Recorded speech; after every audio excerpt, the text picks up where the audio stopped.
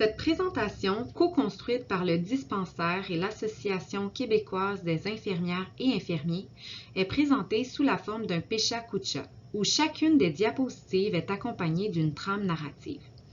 D'une durée totale d'environ 10 minutes, ce Pecha-Kucha aborde spécifiquement les enjeux relatifs à la diversité sexuelle et de genre en contexte de soins et s'adresse spécialement aux infirmières et infirmiers du Québec. En effet, cette présentation inclut 3 histoires inspirées de faits vécus par les personnes concernées.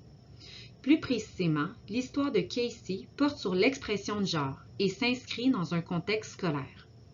L'histoire de Camille met en exergue les tensions vécues quant à l'utilisation du nom choisi versus légal des personnes trans à l'urgence. Et finalement, l'histoire de Marc, hospitalisé sur une unité de médecine, souligne les difficultés vécues par des personnes non-binaires en contexte de soins aigus. Débutons avec l'histoire de Casey. Casey est un jeune homme trans de 15 ans qui fréquente une école secondaire. Il est un jeune très créatif qui aime se maquiller et porter des vêtements considérés féminins par les autres étudiants de l'école. C'est difficile pour Casey, car les personnes qui l'entourent ne semblent pas comprendre que ses vêtements et son maquillage n'ont pas d'impact sur son identité de genre. Il se sent garçon et désire qu'on s'adresse à lui au masculin. Il fait rire de lui par les autres élèves, et le personnel de l'école lui nomme que s'il désire qu'on le respecte comme homme, il devra se présenter physiquement comme un homme. Il trouve souvent refuge à l'infirmerie lorsque son niveau de stress est trop élevé et qu'il ne peut plus gérer ses émotions. Casey se sent souvent seul et incompris. Il trouve injuste que son identité ne soit pas prise au sérieux et se sent mal outillé pour affronter son quotidien. Le niveau de stress augmente tous les jours. Il est inquiet pour son avenir et sa capacité de finir son secondaire. Il voit tranquillement ses aspirations s'amoindrir.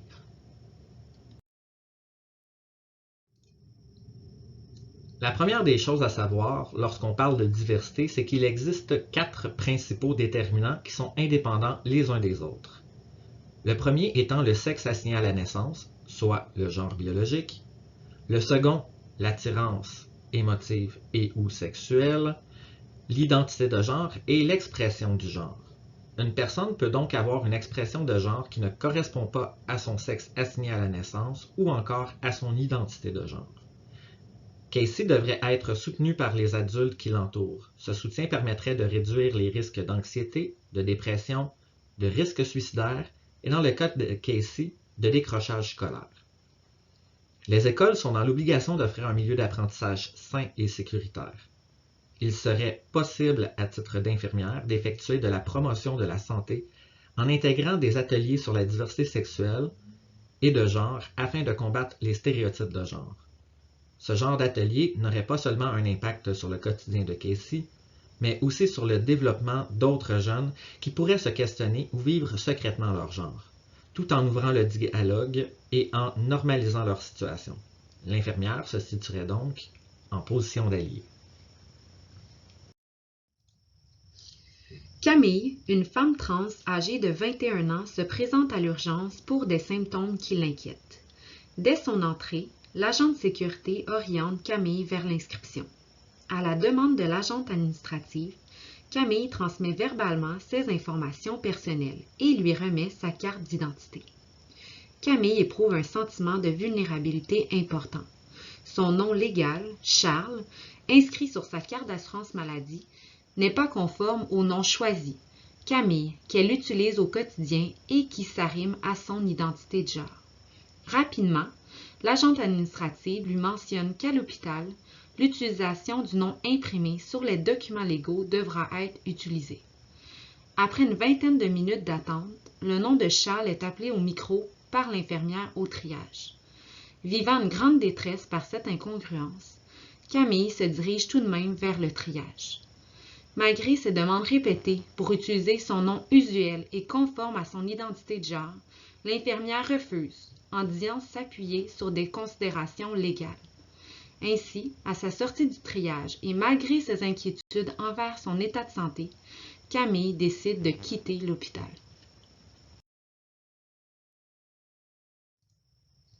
D'abord, il faut savoir qu'une personne trans est une personne dont l'identité de genre ne correspond pas, en totalité ou en partie, à son sexe assigné à la naissance, qui peut ou non avoir entamé un processus afin de faire mieux correspondre son expression de genre et son identité de genre, ou encore que l'identité se situe en dehors du binarisme homme-femme.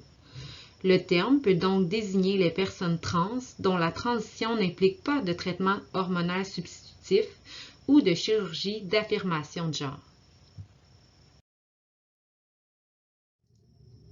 Depuis 2016, la Charte des droits et libertés de la personne prévoit une protection explicite contre la discrimination fondée sur l'identité ou l'expression de genre. Ainsi, en s'appuyant sur de telles considérations légales, l'infirmière devrait, lors de ses échanges avec la personne soignée, utiliser le nom choisi de celle-ci et également les pronoms qu'elle choisit. Utiliser le dead name d'une personne transgenre vient invalider la personne dans tout son quotidien, en lui rappelant constamment sa transition ou son identité de genre minoritaire. C'est d'ailleurs pourquoi les forcer à utiliser leur nom légal est souvent une expérience traumatisante, considérée comme une microagression. Et finalement, terminons avec l'histoire de Marc. Marc, une personne non-binaire âgée de 41 ans, vient d'être hospitalisé pour un débalancement sévère de son diabète de type 1. À son admission, Marc prend le temps de préciser son identité de genre à l'infirmière. Étant particulièrement anxieux pour son état de santé, Marc ressent également un fort sentiment de vulnérabilité en raison de la difficulté des professionnels de la santé à utiliser les pronoms cohérents avec son identité de genre. L'accès aux toilettes étant limité en raison d'un bris, les personnes soignées sont appelées à utiliser des bassines ou des urinales pour effectuer leurs besoins.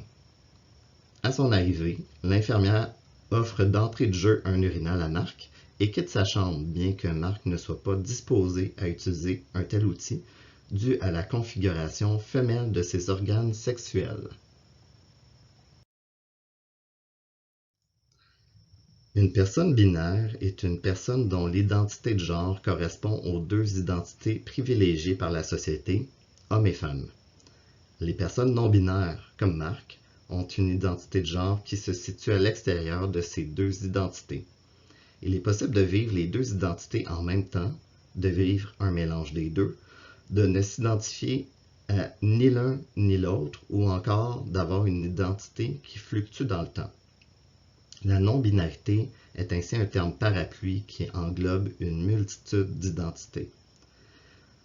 En ce sens, dans le cas de Marc, afin d'éviter d'utiliser des pronoms inappropriés pour l'interpeller, il pourrait être souhaitable de demander quelle est la meilleure stratégie pour le solliciter. Par exemple, les personnes non-binaires peuvent souvent demander à utiliser simplement leur prénom.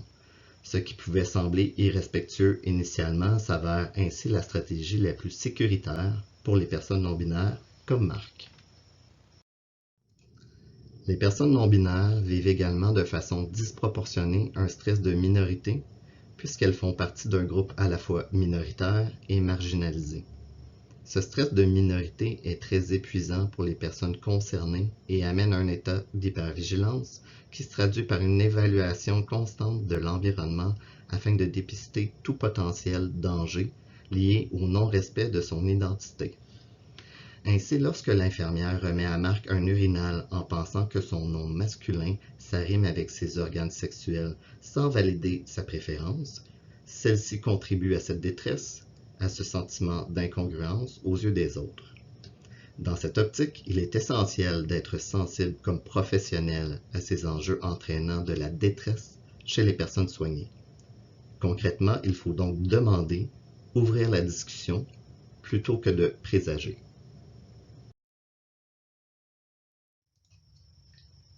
Être allié. En tant que personne professionnelle, il est de notre responsabilité de s'adapter aux personnes qui se présentent dans nos services et de faire en sorte que tous se sentent bienvenus dans un espace sécuritaire. Appeler une personne par son nom choisi, par ses pronoms choisis, même si on manque d'expérience avec le langage non genré, fait une différence marquée dans l'accessibilité de nos services. Être à l'écoute des besoins des personnes, reconnaître leur expertise sur leur vécu et les croire constitue le cœur de nos interventions.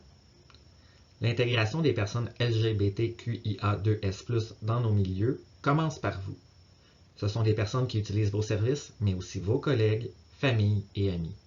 Faites partie de ce changement qui fera la différence dans la vie de ces personnes. Soyez alliés.